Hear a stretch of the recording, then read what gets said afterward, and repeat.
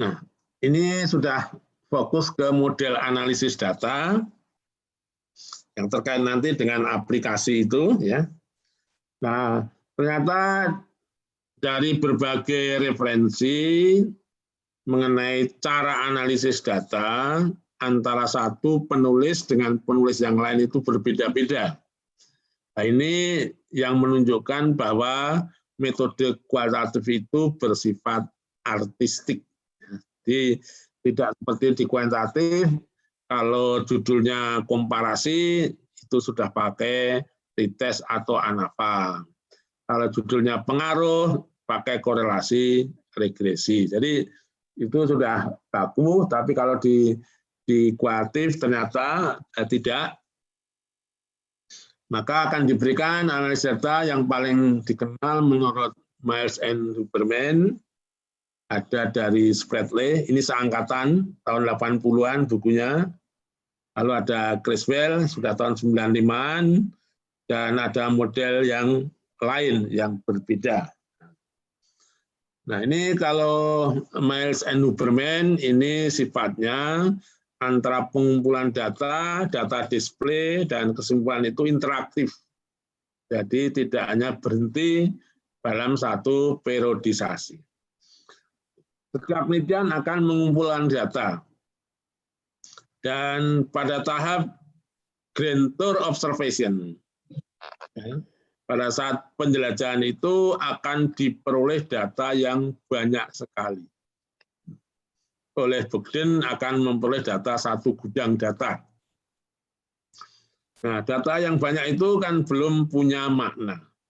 Nah, akan punya makna kalau data itu dipilih, yang namanya data reduction, data dipilih.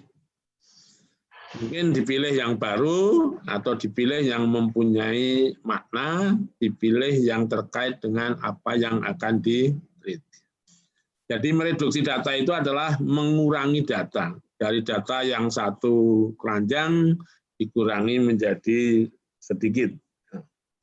Setelah data direduksi, maka data itu didisplaykan, disajikan.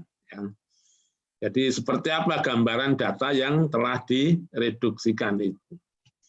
Setelah data didisplaykan, maka dengan melalui verifikasi, ya, verifikasi di sini adalah melalui uji kredibilitas data, maka selanjutnya dibuat kesimpulan sementara.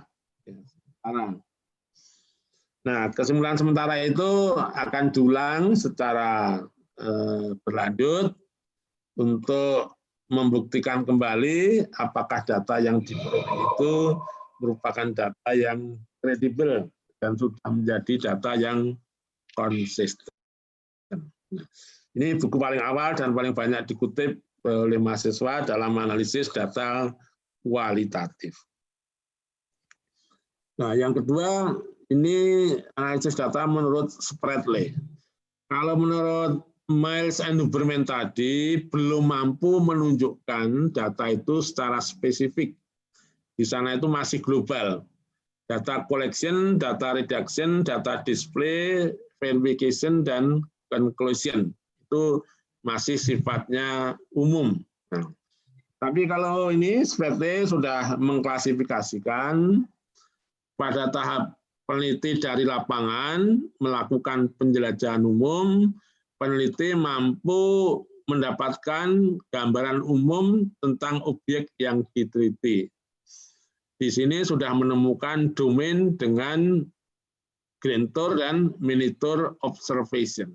Jadi di sini pada waktu masuk ke lapangan melalui penjelajahan, peneliti akan menemukan sentralnya, sentral datanya itu apa, ini sudah ditemukan. Jadi domainnya sudah ditemukan.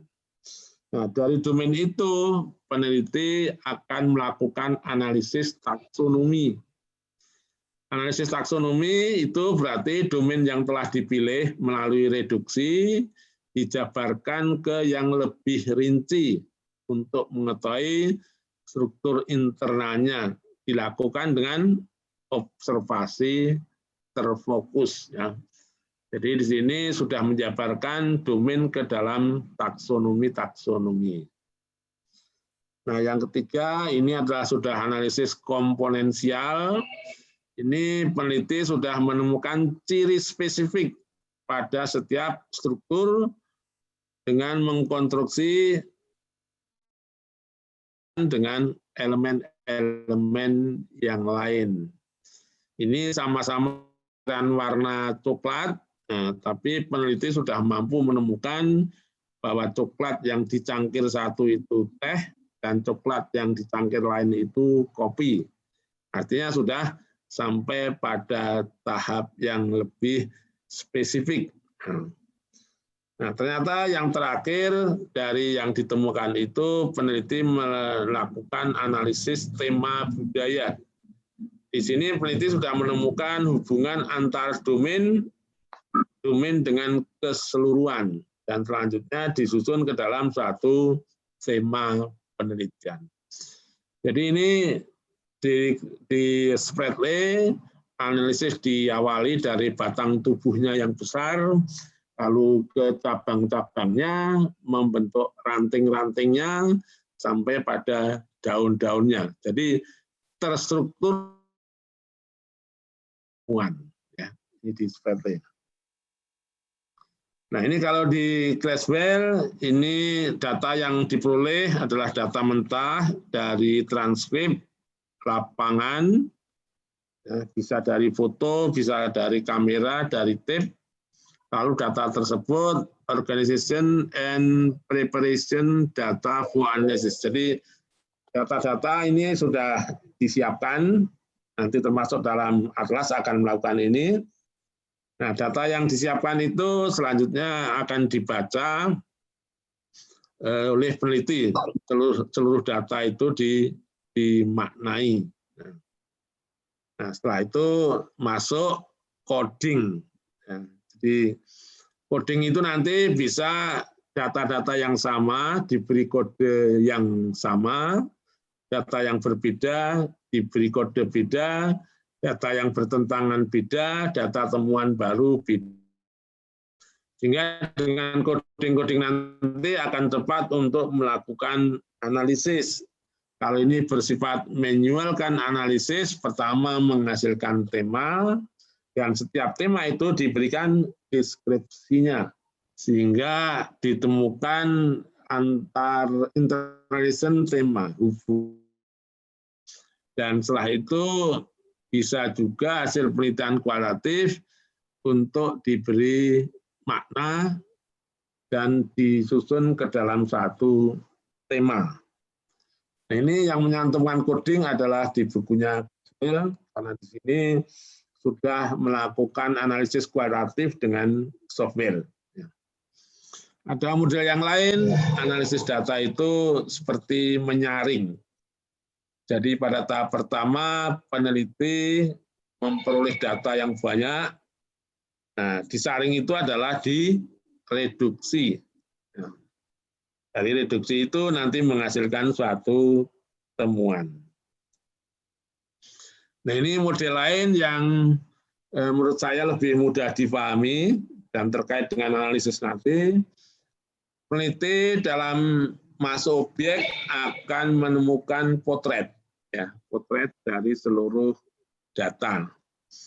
Jadi kalau memotret ini kan tidak memilih apa yang dipotret itu akan dapat masuk dalam database-nya. Nah, data yang banyak itu belum punya makna, maka dilakukan reduksi.